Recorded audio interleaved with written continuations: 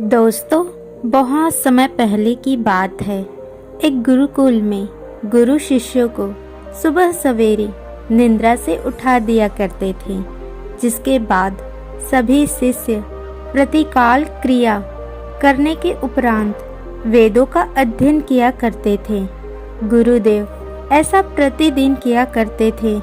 उन शिष्यों में से एक शिष्य ऐसा भी था जिसे बहुत निद्रा आती थी और इतना सवेरे जागना उसे अच्छा नहीं लगता था। उसने एक दिन गुरुदेव से प्रश्न किया, गुरुदेव, क्या हमें सवेरे जल्दी जागना जरूरी है? क्या हम अपना अध्ययन कुछ समय पश्चात नहीं कर सकते? इस पर गुरुदेव ने उस शिष्य को समझाते हुए कहा कि हमारी दिनचर्या जागने से प्रारंभ होती है, इसलिए सुबह जल्दी उठना दिनचर्या का सबसे महत्वपूर्ण हिस्सा है। हमारी परंपराओं में सुबह उठने का समय भी तय किया गया है, जिसे हम ब्रह्म मुहूर्त यानी कि यात्री का अंतिम पहर या सूर्य उदय से 1.5 घंटे का समय भी कहते हैं। शास्त्रों में भी ब्रह्म मुहूर्त में जागने को ही सही समय बताया गया है।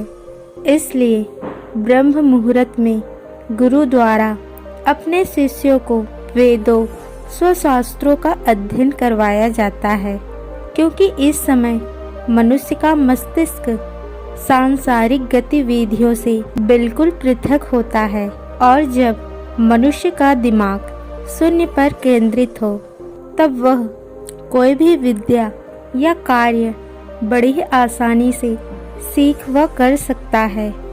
दोस्तों, यह कहानी से हट के बताना चाहूँगी, संसार के प्रसिद्ध साधक, बड़े बड़े विद्वान और तीव्र जीवों मनुष्य सूर्य के पूर्व ब्रह्म मुहूर्त में उठकर ही दैनिक कार्यों के शुरुआत करते थे।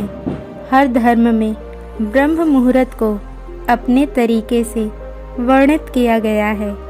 सिखों में इसे अमृत वेला के नाम से भी जाना जाता है। दोस्तों, कहानी में वापस आती हूँ, जिसके बाद गुरुदेव उस शिष्य से कहते हैं, ब्रह्म मुहूर्त में दम एवं रजोगुण की मात्रा बहुत कम होती है तथा इस समय सद्गुण का प्रभाव अधिक होता है। इसलिए इस काल में बुरे मानसिक विचार भी सात्विक और शांत हो जाते हैं। ब्रह्म मुहूर्त को आयुर्वेदिक नजरिए से भी लाभदायक माना जाता है। आयुर्वेद के अनुसार इस समय बहने वाली वायु चंद्रमा से प्राप्त अमृत कणों से युक्त होती है, जो हमारे स्वास्थ्य के लिए अमृत तुल्य होती है। इसे वीर वायु भी कहते हैं। इस समय भ्रमण करने से शरीर में शक्ति का संचार होता है और शरीर कांति युक्त हो जाता है। जब हम प्रातःकाल सवेरे उठते हैं तो यही अमृत वायु हमारे शरीर को स्पर्श करती है। इसके स्पर्श से हमारे शरीर में तेज, बल, शक्ति, स्फूर्ति एवं मेधा का संचार होता है, जिससे मन प्रसन्न व शांत होता है। इसके विपरीत हमारे देर रात तक जागने से और सुबह देर रात तक सोने से हमें यह लाभकारी वायु प्राप्त नहीं होती, जिससे शरीर और मानसिक स्वास्थ्य को भी नुकसान पहुंचता है।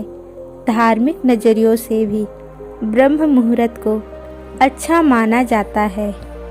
शास्त्रों के अनुसार ब्रह्म मुहूर्त निद्रा त्यागने के लिए सर्वोत्तम है। इस समय उठने से सौंदर्य, बल, विद्या, बुद्धि और उत्तम स्वास्थ्य की प्राप्ति होती है। इस वक्त जागकर अपने इष्ट देव को या भगवान को पूजा या ध्यान या अध्ययन से पवित्र कर्म करना बहुत शुभ माना जाता है एवं इस काल में की गई ईश्वर की पूजा फल भी शीघ्र प्राप्त होता है। मंदिर के पट भी ब्रह्म मुहूर्त में खोल दिया जाता है तथा भगवान का श्रृंगार और पूजन भी इसी समय किए जाने का विधान है। ऋषि मुनि भी वह मुहूर्त अपने इष्ट देव की तपस्या में लीन हो जाया करते थे और इस समय मन की निद्रा ब्रह्म मुहूर्त के पुण्यों का नाश करने वाले होते हैं। इस समय सोना शास्त्रों में बताया गया है। अगर हम आज के युग को देखें तो वैज्ञानिक शोध के अनुसार प्रातःकाल ब्रह्म मुहूर्त के समय हमारा वायुमंडल काफ़ी हद तक प्रदूषण रहित होता है। इस समय दिन के मुकाबले वातावरण में ऑक्सीजन की मात्रा भी अधिक होती है। सुबह सुबह के शुद्ध वायु हमारे तन मन को स्फूर्ति और ऊर्जा से भर देती है। ये वजह है कि इस समय किया गया योग व प्राणायाम शरीर को निरोगी रखते हैं। ध्यान करने के लिए भी इस समय को सबसे उचित समय माना गया है।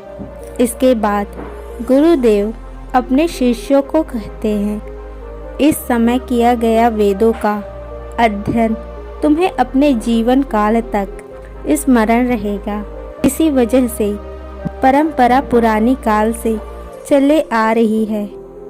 शास्त्रों वेदों का अध्ययन ब्रह्म मुहूर्त में ही किया जाना चाहिए।